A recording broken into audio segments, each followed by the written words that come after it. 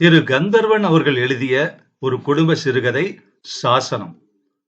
சிறந்த சிறுகதைகள் 100 அப்படின்னு சொல்லிட்டு எழுத்தாளர் எஸ் ராமகிருஷ்ணன் அவர்கள் தொகுத்திருக்காரு. அதுல இந்த சாசனம் சிறுகதை ஒரு கதையாக இடம்பெற்றிருக்கு. அது இந்த கதையினுடைய மற்றொரு சிறப்பு. கேட்கலாமா? சாசனம். அப்பா வெளியூருக்கு போகையில் வண்டிக்குள் யார் பேச்சு கொடுத்தாலும், எவ்வளவு முக்கியமாக அது இருந்தாலும், தலையை வெளியே நீட்டி அந்த புளிய மரத்தை ஒரு தடவை பார்த்து கொள்வார். ஊர் கோடியில் குறவர் குடிசைகளுக்கு மத்தியில் பிரம்மாண்டமான மரம் அது. அடியில் பன்றி அடைந்து உரம் கொடுக்க ஊர் பூராவிலும் உள்ள மரங்களில் செழித்து கொழித்து நிற்கும் அது. அப்பாவுக்கு சொந்தமான மரம்.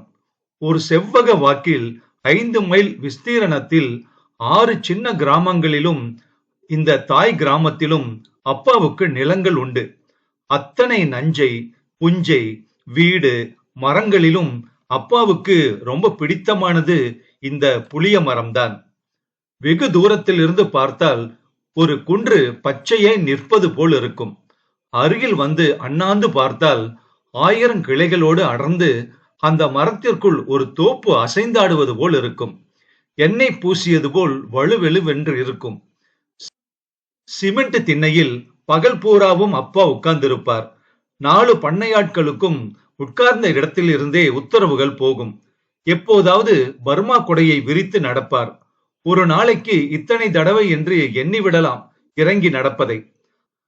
அப்பா நடந்திருக்க வேண்டிய நடையெல்லாம் தாத்தா நடந்திருந்தார். சமஸ்தானத்தில் தாத்தா இந்த பிரதேசத்தின் பேஷ்கார்.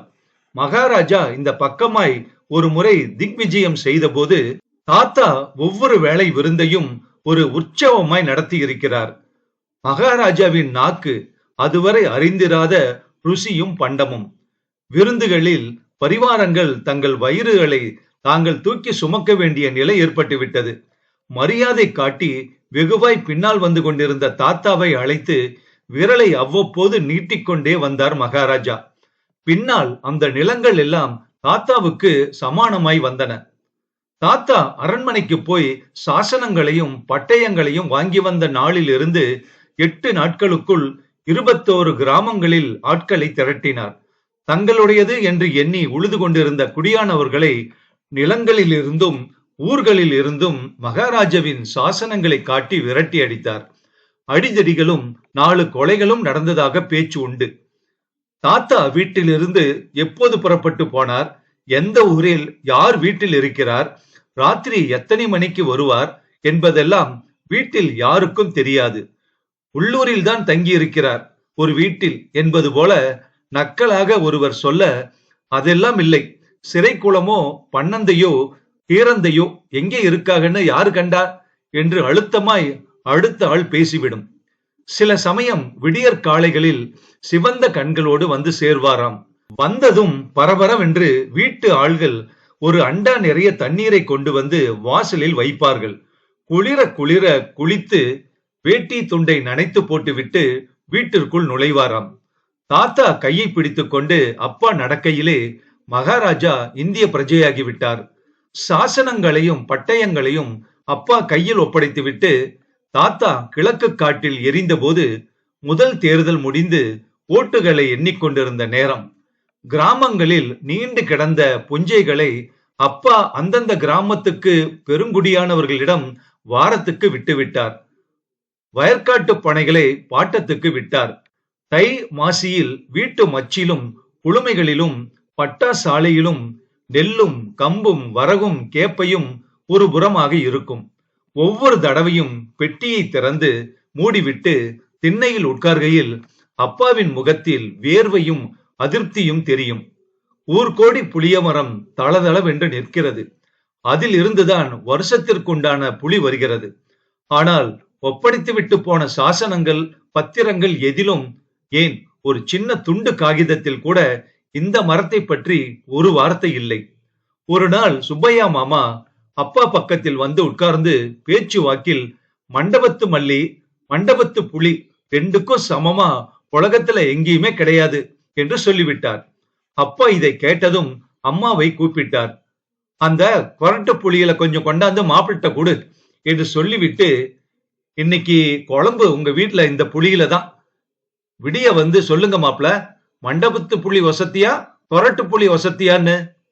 மறுநாள் சுப்பையா மாமா திண்ணையில் வந்து உட்கார்ந்ததும் சொன்னார், இந்த கொரட்டு புளிக்கு சரியா மண்டபத்து புளியும் நிக்காது, மதுர புளியும் நிக்காது. கொரட்டு புளி என்று அப்பா சொல்வது குறவிட்டு புளி என்பதன் சுருக்கம். கொறவீடு என்று வருகிற எதையும் வேறு மாதிரிதான் சொல்வார். அப்படி பேசி முடித்ததும் எதையோ மறைத்து தப்பித்து விட்ட திருப்தியில் பலர் முன்னிலையில் தன்னை மறந்து சந்தோஷப்பட்டுக் கொள்வார் அப்பா. ஆள்பத்தி அறையின் இரும்பு பெட்டியை திறந்து சாசனங்களையும் பத்திரங்களையும் பார்த்து முடித்த சில சமயங்களில் அப்பா திண்ணையில் இருந்து இறங்கி குடையை விரித்தும் விரிக்காமலுமாய் ஓடப்போகிற மரத்தை கயிறு போட்டு வைக்கப் போவது போல ஓடுவார். பொழுந்து விடும் நேரம், பூ பூக்கும் நேரம், பிறை பிறையாய் பிஞ்சு விடும் நேரங்களில் இப்படி போய் மரத்தடியில் நிற்பார். ஐயா மக வந்திருக்காரு விலகுல என்று சத்தம் போட்டு வேடிக்கை பார்க்க வரும் கொறவீட்டு பிள்ளைகளை சேரி கிழவர்கள் விரட்டுவார்கள். மரத்தடியில் அடைந்து கிடக்கும் பன்றிகளை விரட்டி மேட்டுப்பக்கம் கொண்டு போவார்கள். பன்றி கழிவுகளை தள்ளி ஒரு புறமாய் ஒதுக்குவார்கள். மற்ற குடிசைகளில் இருந்து விலகி ஒரு குடிசை மரத்திற்கு வடக்கில் தனியாய் உண்டு. வெளியில் உண்டாகும் சேரி அசுத்தங்கள் அந்த குடிசை அருகே வந்து விடாதவாறு சுற்றி ஒரு தீ வட்டம் நின்று காப்பது போல் பளிச்சென்று இருக்கும். அப்பாவின் குரலை கேட்டதும் குடிசைக்குள்ளிருந்து ஒரு கிழவி கண்ணில் பூ விழுந்து பார்வை தெரியாமல் கம்பூன்றி வெளியில் வருவாள். குறவர் கூட்டத்தில் இருந்து விலகி தனியாய் ஆகாயத்தில் இருந்து வந்து பிறந்தது போல் கிழவியின் மகள் தாத்தா ஜாடையில் தாத்தா நிறத்தில் வந்து நிற்பாள்.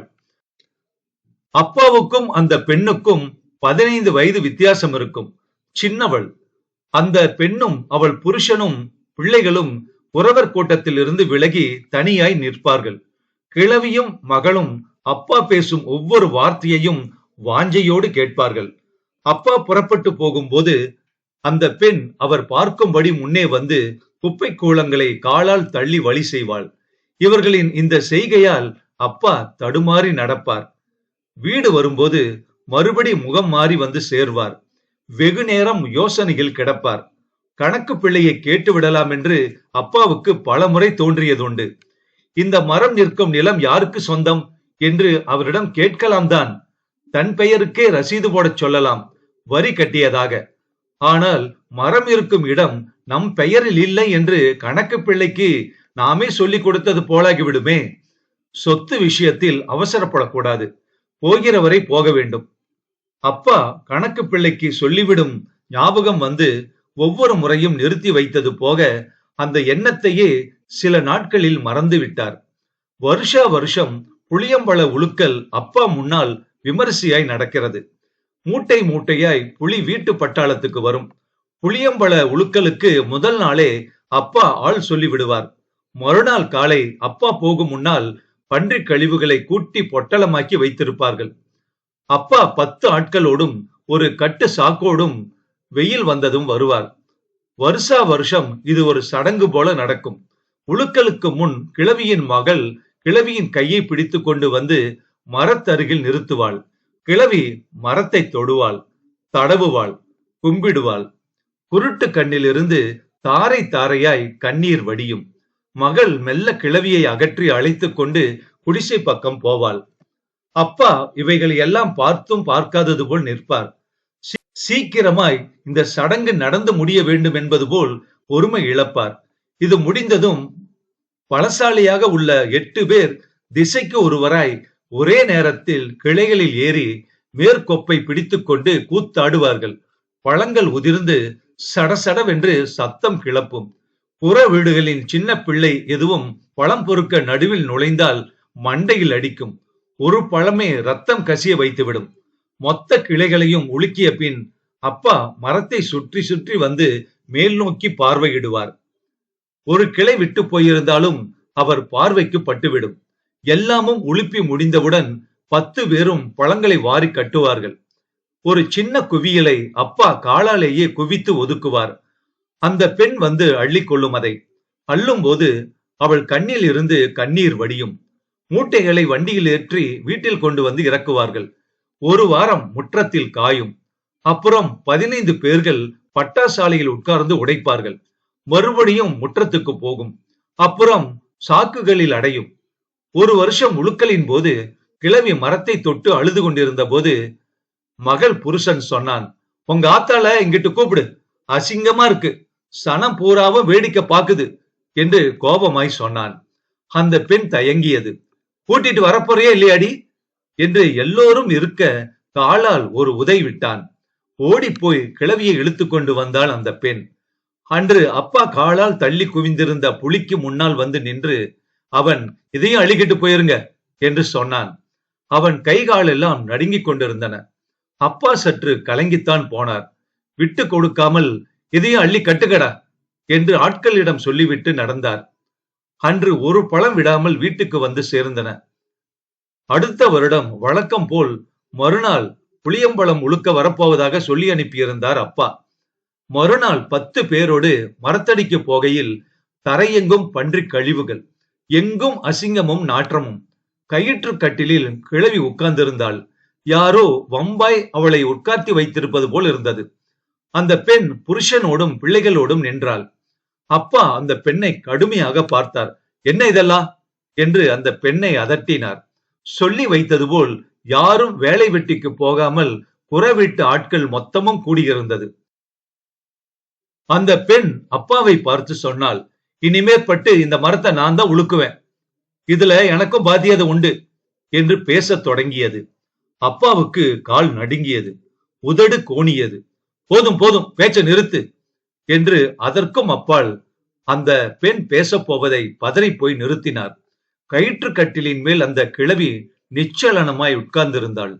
கூட்டி வந்த ஆட்களை திருப்பி அழைத்துக் கொண்டு தலையை சாய்த்து குனிந்து நடந்து வீடு வந்து சேர்ந்தார் அப்பா.